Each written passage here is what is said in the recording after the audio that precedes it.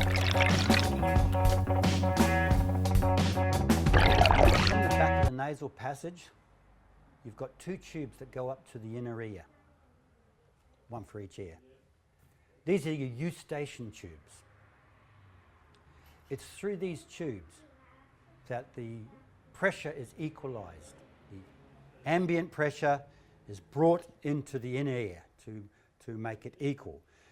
It's a fine thing when you're walking up a hill or something like that. It just can easily do it. In diving, we're doubling and three timesing the pressure very quickly. And in this situation, the eustachian tubes have to work a lot harder.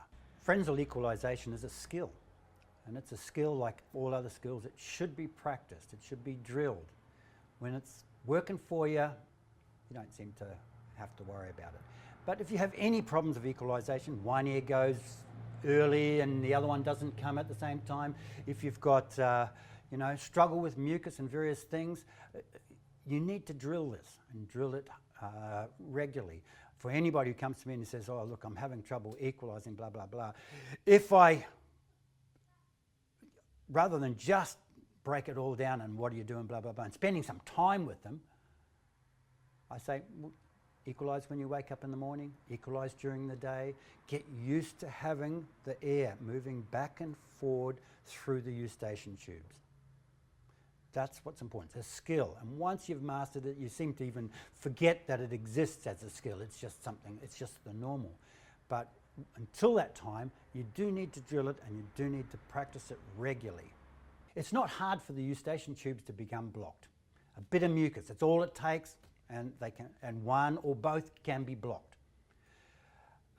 The eustachian tubes can stick together, and with mucus there, it makes it hard to equalise.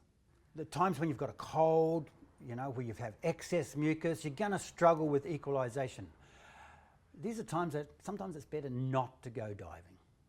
If you're in the water and all of a sudden you have really got a problem there, get out of the water. Relax. You might get another dive of the day. You'll relax, blow your nose a little bit, nothing too hard. Maybe have a drink, These are the things that can change, just your relaxation can change how well the eustachian tubes work. However, if you've got a build-up of mucus and it's blocked and it's not really having much change, don't try and dive. You're only going to hurt yourself. Sometimes you can get a partial blockage where it's very hard. You go to like squeals and you're pushing it through and you're just getting, well, that's just not good too. What happens then is you're forcing against this pressure and you manage to get some through, the area becomes inflamed. When it gets inflamed, it swells, and that makes equalisation even harder. So the idea, I think, an important thing to do is never force it. As soon as you feel a change, equalise. So sometimes when you're equalising, when you're going down, the pressure builds up. If you leave it too long, it's harder to equalise. So you're going from 2 metres and you go down to, say, 8 metres, and you didn't get a clear or a good clearing of the ears in that drop, well, you're going to find at 8 metres it's actually harder to clear than if you'd got regular clears down. So if you miss an equalisation, it becomes harder. Your best bet is to go up a bit.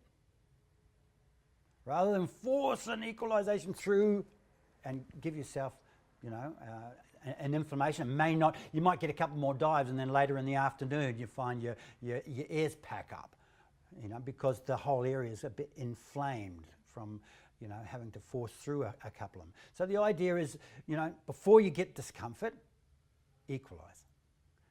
Okay, and that way you will, and you never have that harder pressure to work against, thus inflaming your ears. So there's a couple of things that you do that can assist equalisation, and things like moving your mouth. You go to equalise, not very easy. Just move your mouth a bit, side to side or back and forth. It just moves this whole area and does a bit of a massage on the eustachian tubes, and that can help. It's worthwhile knowing this. Don't depend on it. It's not I mean, it is an equalisation system, and especially when you've got plenty of air like on scuba. Some people just move their mouth and they equalise. But when we're down 15, 20 metres, we don't have plenty of air to play around with. So, it's not something you can guarantee is going to work, but sometimes it just works. You go down and you go to equalise, it's not quite there, you just move your mouth a bit and it goes boop, just like that. So it becomes a nice little assist.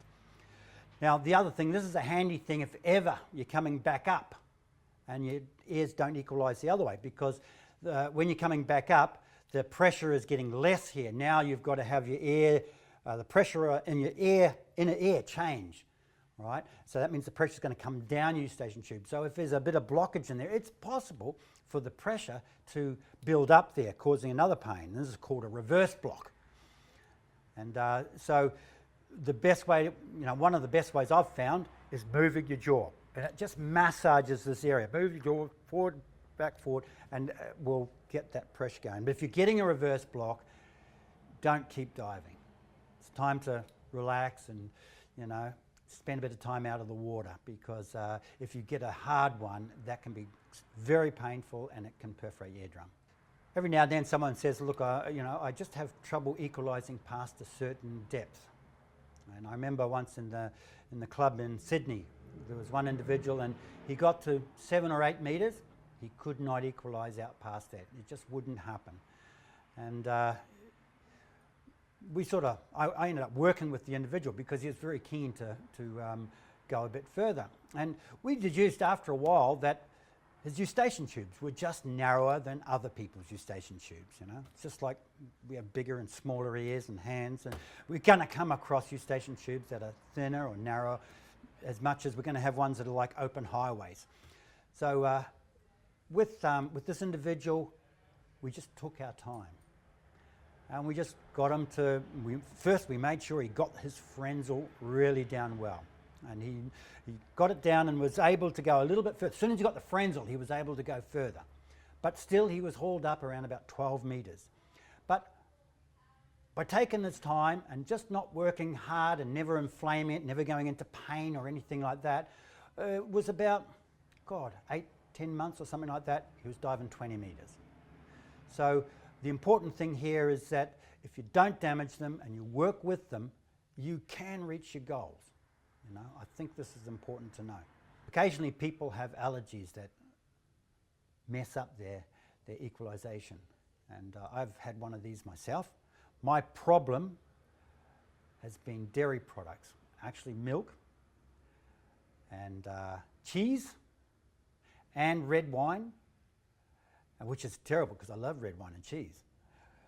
So I'm lucky in that my eustachian tubes are fairly, maybe good size or fairly relaxed or whatever it is. I've never had a problem equalising. Unless I've been sick or something like that. It's much easier and my ears are better if I do restrict the dairy products and the red wine before I go diving. I just have less mucus about. Quite often people use drugs to try and alleviate problems with equalisation. And some of them have a cocktail of stuff that they do or take to be able to dive down. And, it's kind of like, as a one only, you could look at it, but if it's a everyday or every dive day situation, Sudafed is one of them, and it's not that good for your diving, increases heart rate and various other things. I think you have to look at ways to approach it without going into the drugs. Now, this is my opinion, and I've had to do this myself. I found out what was causing the mucus. Terrible if it's beer and things like that. But you just got to have a look. What is causing it? Don't get too concerned about it. What is, and learn how to control it. Could be hay fever. It could be household dust. So there are certain things that cause allergies, and find out what it is and just get rid of that out of your life at least a few days prior to diving. I have one friend that prior to him going on, say, a coral sea trip or something like that, he would go probably 2 weeks where his dairy products were almost zero. because it did affect us diving that much. Back from the coral sea trip, no problem. So it's a matter of just finding out what causes it, eliminating it, having a good dive.